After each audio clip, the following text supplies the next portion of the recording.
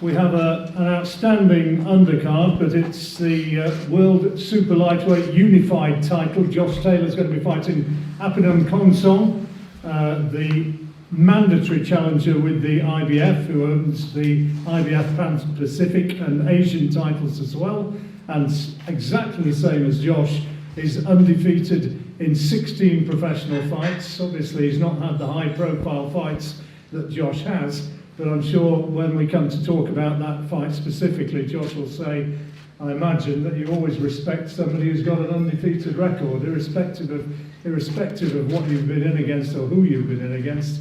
He's got himself into the mandatory challenger position. So 2 undefeated fighters, you just never know. And sometimes those fights can turn out to be very much tougher than people in the run-up to these contests sometimes imagine. Well, we have a stacked undercard and a very, very good matchup which has already been made, and the 2 lads sitting in front of me to my bottom left, Stephen Donnelly across from Belfast against Darlington's Troy Williamson. Again, undefeated fighters, and Troy, on the face of it, may have a little bit more experience and could well be starting the favourite, but I'm absolutely certain that Stephen has come across here and is relishing the opportunity of an opportunity to shine in a fight which on paper looks a very level contest indeed. Sonny Edwards, one of our outstanding little fighters, flyweight, super flyweight, brilliant fighter, and always a pleasure to see him in action. And it is a little enlarged show right in front of me because the return to ring action for the first time since losing his undefeated record. Great to see Nathan Gorman back in action. The undefeated Willie Hutchinson, who lives just down the road in Lanark. It would be nice for him and his supporters to be fighting locally, I'm sure. And Lee McGregor, likewise, Scottish fighter here, is going to have a big support base. So let's hear from some of the guys now. I think we'll probably start off with Big Nathan. Back in a boxing ring for the first time since, what is it, last July, Nathan? You must be delighted to have the opportunity to be back doing what you enjoy. Yeah, definitely, John. It's been a long time coming. You know, obviously when I boxed in May the 2nd, it'll be 10 months I'll be out of the ring, so it'd be good to get back under the lights. You know, such a big show like this, obviously, Josh making his defence of the world titles in Glasgow, so it's good to be on such a big card, and hopefully, you know, I'll get a good fight and just dust off the cobwebs and back into the mix really this year. That's the idea. How much did it hurt psychologically to lose that O on your record and Daniel Dubois taking the big, well, what was built up as a grudge match? Yeah, obviously, listen, it was a bitter pill to swallow. If you ask any of these lads in these tables to lose Yo, it's something not nice, you know what I mean? But it's one of them things. I've taken an experience. You know, I'm 23 years of age. It's not like I'm killed with age, you know, 34, 36. In heavyweight terms, I'm a baby. So as long as I took as experience and just move forward, that's really the aim. What are the sort of fights that you'd look for now then to get yourself back into the reckoning? Are you going to be looking at the resume of people like Joe Joyce and Daniel Dubois, looking at some of the guys there and maybe looking to make those fights? Yeah, definitely. Obviously, I've said previously, you know, I don't want a 6-rounder, you know, knockover job, because that's really going to prove nothing. Ideally, I want someone who the people know, you know, who the people's heard of or watched. And a tough test, you know, to get back in the ring, like I said before, brush the cobwebs off and move forward. Still only 23, I mean, you've got bags of time, haven't you? Yeah, loads of time. And I know you're going to have eyes on May the 2nd yourself, but I'm sure you're going to be also keeping a bit of an eye on that big one coming up at the O2 in April, which is Daniel Dubois against Joe Joyce. Yeah. What are your thoughts on that one? Personally, I think it's a 50-50 one. I think under 6, I would favour Daniel. Over 6, I think Joyce's work rate, you know, and obviously his experience, what he's gained, and the fighters he's fought, you know, through the amateurs, right through the pro ranks, could take his tally. You know, his work rate could overcome Daniel over 6. But if I had to put my last pound coin, I'd put it on Joe. he's you put it on Joe. Yeah, I put it on Joe. The last pound coin I back Joe. Well, you perhaps ought to be looking at the fact that he's the outsider in that, so I know, he can still yeah, get I know, 5 to yeah. 2, 11 Yeah, to 4. don't get me wrong, I think it's a 50-50, like I said before. Under 6, Daniel. Over 6, Joe. But personally, my last pound coin, I'd put it on Joe Joyce. Okay. Well, that's a little line which will probably be repeating in the run-up to that big fight. But great to see you back, Nathan. Thanks, John.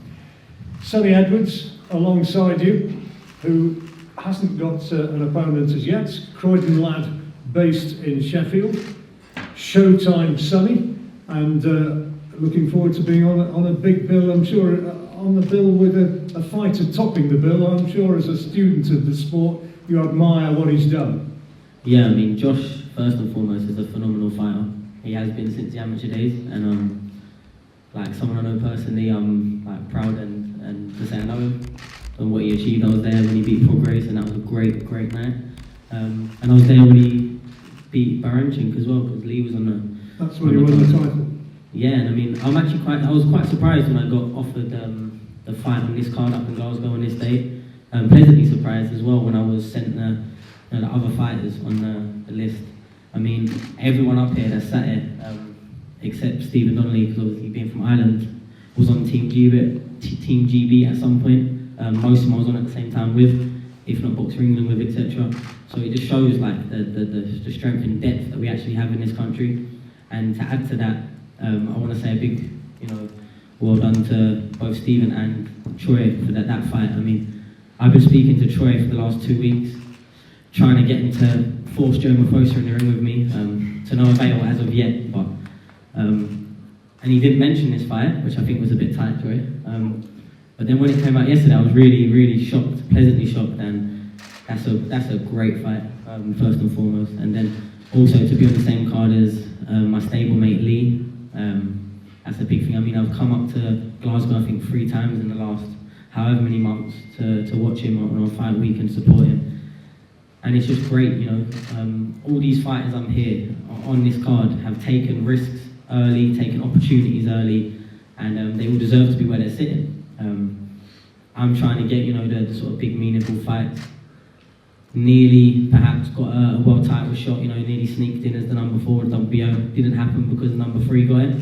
So we go back to the drawing board, but I've worked so hard to get the British title in my possession, and I want to win it outright. I'm not trying to give it back. I had Robert Smith on the board on the phone the other day trying to get me to send it back. It's still in my trophy cabinet. I'm not looking to give it back anytime soon. But this is just a message, really, like all the fighters on these sort of cards and on these tables are here because they've taken the risk when they didn't need to. People feel sorry for themselves. Other boxers are away from the big shows and the big lights. They feel sorry for themselves. They ask themselves why they're not here. And it's simple. They don't take the risks. They don't take the opponents. They don't take the fights. I mean, I've heard recently people not taking fights because they think someone might be a bit too rough inside. I mean, what's that? Like, it's actually, I'm in a frustrated place right now, as you can probably tell. But it's really just a message out for all the people, flyweights, super flyweights, whoever wants to fight. Your Joe Mafosas, Tommy Frank, Kesey Demis, all of these. I'm trying to defend the winner's British title outright. And if these opportunities aren't seized by these fighters that are at the moment fighting on, small shows, YouTube shows, away from the cameras, if the opportunities aren't taken now when I'm trying to give them out to people, because obviously it's in my benefit to do so, that if I do get to that level of the world titles, then opportunities won't come around again. Like, I won't be offering these people fights just for old time's sake, or it might be a good story, because I'll be way past them then. And like I said, yeah, it's frustrating that I haven't got an opponent named. I mean, we've been trying to get people in the ring, even after a very subpar performance in my last one. Not making no excuses. There's probably reasons why I shouldn't have been in the ring in my last fight, but I worked so hard to get to this point. I won't let nothing take it away, and the calculated risk paid off. Well, I'm sure you'll be looking to be at your best on May the 2nd, and hopefully they'll get you the sort of opponent that you're looking for. But before, just from a professional perspective, before we move on to the 2 guys alongside you who are going to be thinking primarily about each other, I'm sure. But from a boxer's perspective, just tell people here what made Josh's performance in his last fight so special? Because it was clearly one of the fights of the year, if not the fight of the year. But just how good was it? It was a fantastic night, and I was lucky, like I said, to be ringside. The fact that it was the number one, number two, the fact that it was the final of the prestigious WSB World Boxing Super Series, sorry, and the fact that it had so much drama in it. I mean, I think Regis started off quite well and nicked a couple of early rounds, but wow, Josh Taylor's engine, his tenacity, the fact that he was not leaving that ring without dying on his shield, and you could see that, and the heart that he took in there with him. Like, you can't teach that, you can't learn that. And for me, that was the main thing, the raw emotion, the close scorecard, everything. It was just great. It was like, you don't really see that all too often. And Josh had been taking risks from early, man. Look when he fought Victor Postel, even O'Hara Davies at the time. And he's been taking them big fights from early, and he's got the just desserts, and he, rightfully so, is sitting as arguably one of the best fighters in Britain right now. And he's had, what, 16 fights? 16. Yeah, you don't need to build up 300-0 against journeyman and easy international opponents. You don't need to do that, man. If you're the real deal, it's gonna come out in the performances, and that's it. Simple as that. Thanks for that, and we look forward to seeing you in action, and I'm sure that most people will be echoing those sorts of sentiments for Josh and what he had achieved in his last fight. Now, let's move on to this one, which both lads have said they can see this as an even fight. Likewise myself, it's one which they both stand to lose something, but if they can actually get the result here, it means a heck of a lot. Start with the man across from Belfast. Stephen, what are your thoughts on this fight? Because Troy has got the experience. He does. He has a great record, 14 wins. I think he's maybe 11 KOs, so you have to respect that. I know he has some power, but it's up to me. I believe in my boxing ability, and I think that's what will pay off in this fight. But as I said, it's a great fan-friendly fight. Everyone's excited for it when it was announced yesterday. So this is what I live for. This is what I've been asking MTK for from when I had my first few pro fights. I've been calling out for big fights. That's what I'm in this game for. And as somebody said, there's no point in fighting journeyman your whole career. So this is the one. This is the make with me. I believe that. And after this fight, every fight after that's massive. So you have to take risks. You'll get no rewards, and that's what I've done. What makes you think that you've got what it takes to win this? I just believe in the boxing ability. We're all fought, as an amateur, I fought the best in the world. I was at the Olympic Games, I lost in the quarter-final on a split decision to the world champion, you know, so that says it on its own of my great amateur career. So I just know I have the talent from a young boy going into the boxing club to where I've got to now. That explains it all, and it's the same for Troy as well. He's done the same, so you just have to respect each other, and may the best man win in the night, because it's certainly going to be a fan-friendly fight, and I can't wait for it. You've got a warm-up fight as well, no mistakes in that one? No, that's true. I have to get through this on Saturday night first, so hopefully I'll come out of that with no cuts and stuff, and the rounds are well needed as well. The last time I fought was September in the Ultimate Boxer. It was 3 fights in one night, right enough, but I've been inactive since then, but I've been away in Poland sparring there recently. Just 2 weeks ago I was over sparring at top middleweight, so I got the rounds in over there, and then I just got a late call out for this fight at the weekend here, so that'll set me up perfect, and then I'll go straight into an intensive 8-week camp for Troy. How highly do you rate Troy as a puncher? Because is it Troy last 6 now inside the distance, I think? Yeah. Yeah, no, I know he's a puncher. I don't have to worry about his power, but that's up to me to avoid that.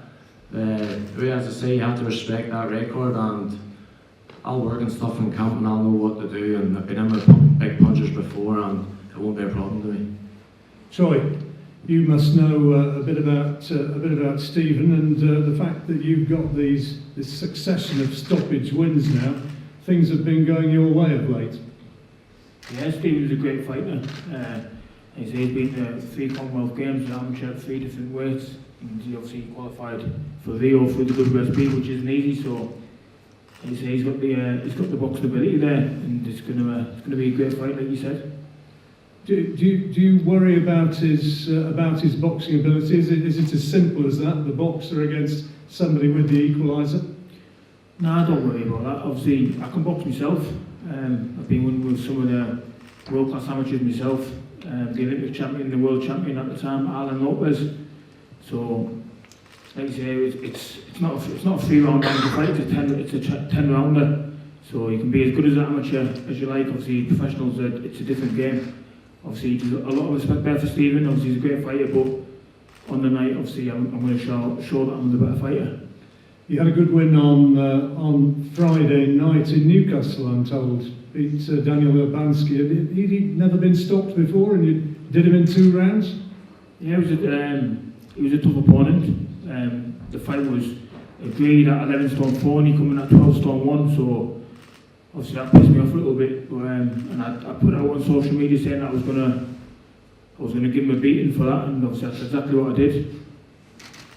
What's the key then between you and Stephen? What's going to determine who comes out of this as a winner? All I need to focus on is just getting myself 110% ready, which I always do. I'll be the fittest and in the best shape of my career, because obviously it's a step up, and it's going to be the biggest fight of my career. So I'll make sure that I'm 110% ready, and may the best man win, like you said. Biggest fight of Troy's career in his eyes. Are you looking at it the same way, Stephen? Yeah, of course, this is by far the biggest fight of my career on a great card.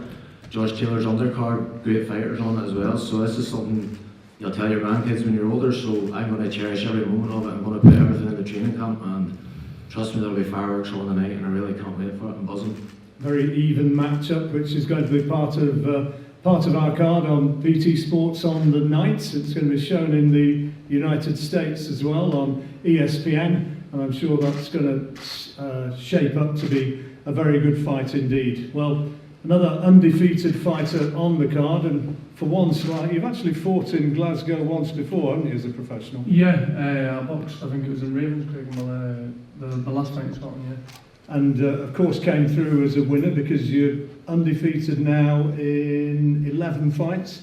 Yeah, I am. And looking forward to fighting, I would imagine, in front of a lot of friends up here and a lot of Scottish support. Of course, yeah. It would be good to fight like in my home sweet home, and there's no place like home.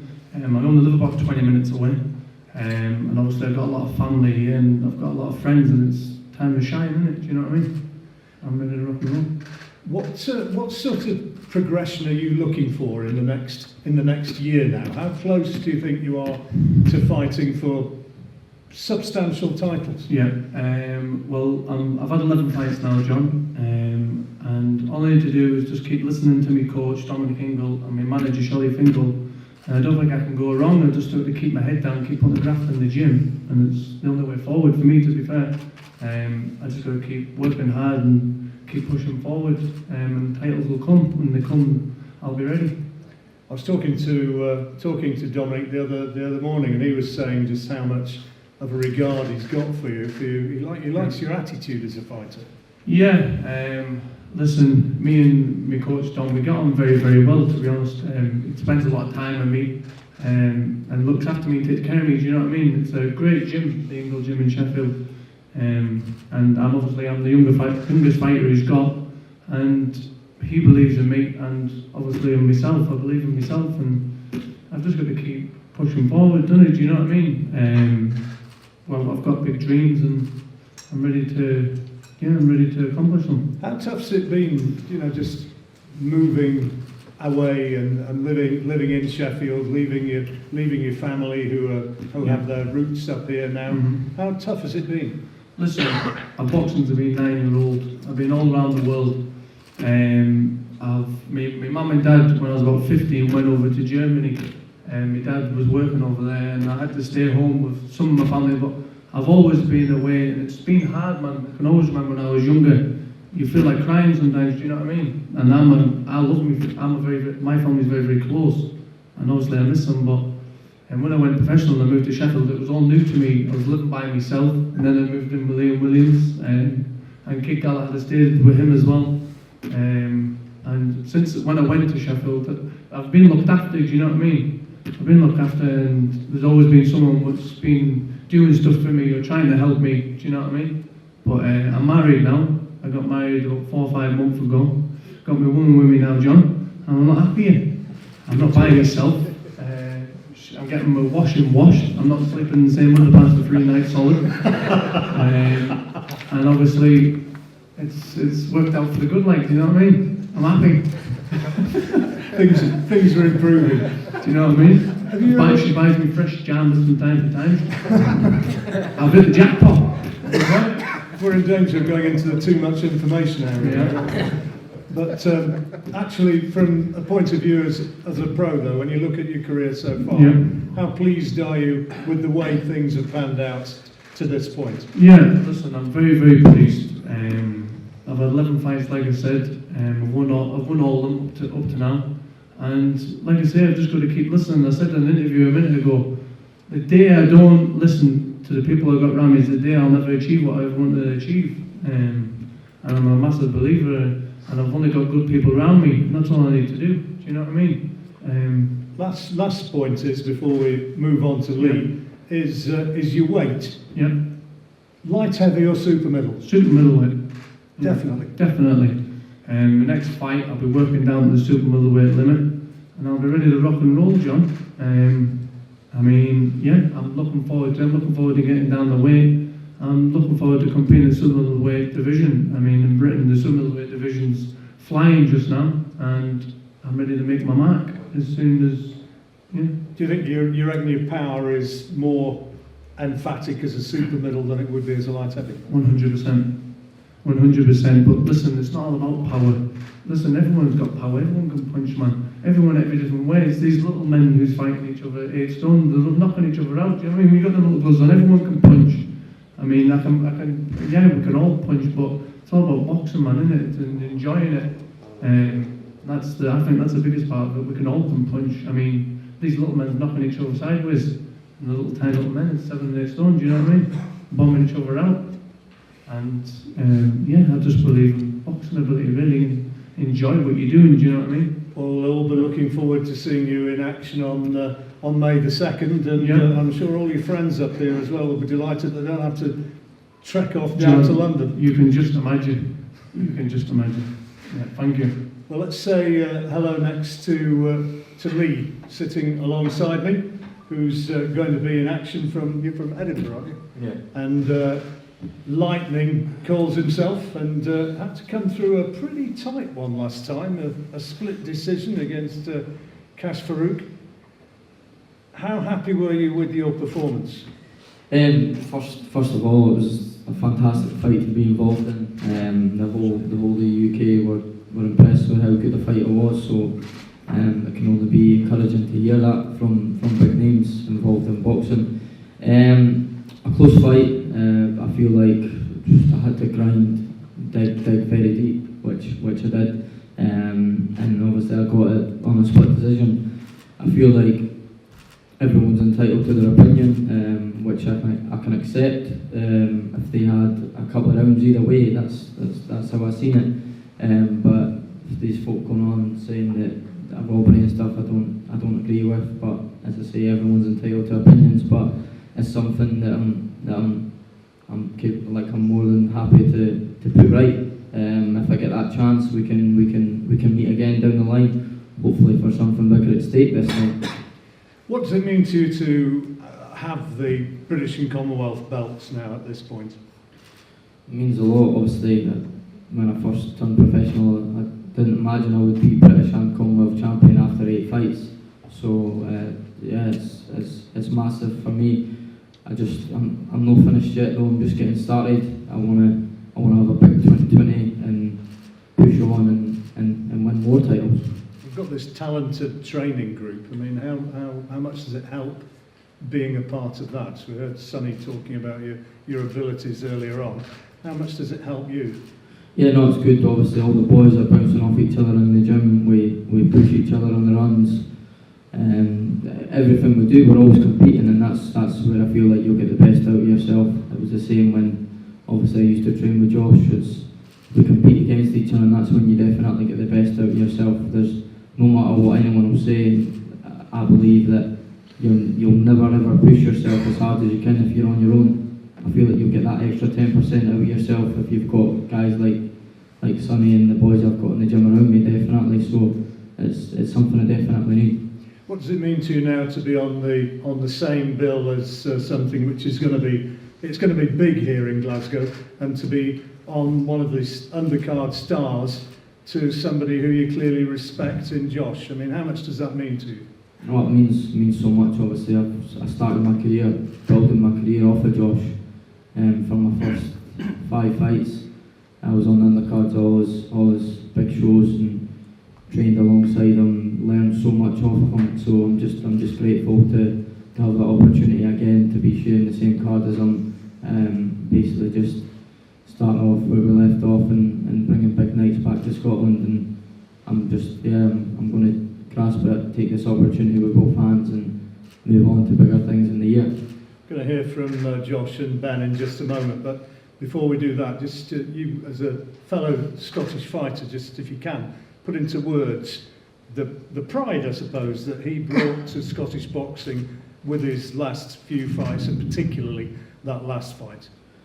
Well, to be honest, I think I'm sort of the best person to ask this question, because I've seen it firsthand how hard he's worked for it. I've been alongside him, I've done the training camps with him. I know what he puts his body through, and it's no nice, and it's just shows you though, if you put the work in and you believe in yourself and you take risks like he has, you get these rewards. And I'm the exact same mindset I've learnt off of Josh, and that's exactly my mentality for this game as well now, and that's why I became Commonwealth champion after 5 fights, and then British and Commonwealth champion after 8 fights, because we were willing to take risks, and if you don't take risks, you don't get these rewards, and that's why we're both in good positions, especially Josh is unified champion after 16 fights, and I believe he will go on to be undisputed champion, and it's just obviously a privilege to be a part of his career, and I'm glad that we're back on the same post together and bringing big nights back to Scotland, as I said. You clearly look at him as a bit of an inspiration.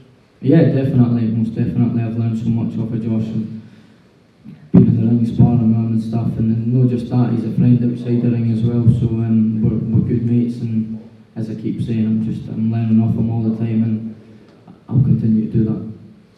Lovely to hear, and I would imagine you must be blushing slightly. Yeah, it's a lot of nice compliments there from the lads, so thanks for that. It's good to be spoken nicely about like that, you know. But yeah, it's good to be back here in Glasgow since the last fight, you know, kind of a homecoming fight since unifying the titles. I thought it would have been away to America. Now on the next fight, we'd sign with Top Rank. But I'm delighted that I'm back here in Glasgow, and I get to have a sort of homecoming kind of fight for my home fans, and sort of treat my home friends and family to a home fight before I hopefully go stateside and chase a big fight. So yeah, I was just I'm really excited. You know, it's a great card. You've got a stacked undercard, like you say. The talent on this card is at this table's brilliant. You know, like Sonny said, all the English lads and myself and Lee and the lads up here as well have all been on GB at one point, and obviously I know Donnelly as well from the world circuit and amateurs as well, boxed at a very high standard. So you've got amazing talent sitting at this table, and it's going to be a great night of boxing. So make sure you tune in. You're going to miss some real good fights. So yeah, I can't wait. Tune in. It's going to be live on BT Sports and in America on ESPN. And tickets, of course, are available, and I'm sure a huge crowd's going to turn up. Just put into words what it's going to mean, Josh, to be out there in front of your Scottish fans and your friends. Yeah, just it's good to be back home. You know, that last fight, the huge fight with Progress was down in London, still in the UK, but it was in London, and a lot of people that I knew of and wanted to come and see me couldn't quite afford the full trip of going down to London and booking hotels and tickets, and it was an expensive weekend for a lot of people, you know. So it's good to treat a lot of loyal fans and a lot of friends to another home fight, hopefully another good night, and obviously I believe I'm going to get the result. I believe I'm going to take care of business and get them out there quite handily, but you know, I've got to remain focused and get the job done. Now, what do you know about KHONGSONG? Undefeated in 16 fights, but presumably you know a little bit more about him than that. Yeah, 16 fights, I think, 18 fights, 16 knockouts.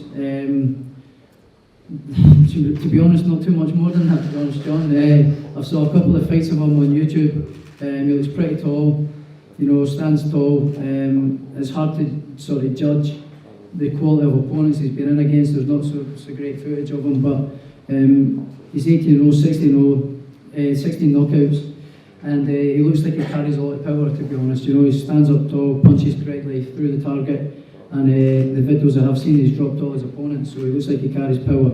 So I'm going to have my full attention, and make sure I'm switched on, because if I don't get this job done, that's my dreams and ambitions shattered, or certainly a huge speed bump in the way. That would be fairly horrendous after the run that you've had in winning that World Series title.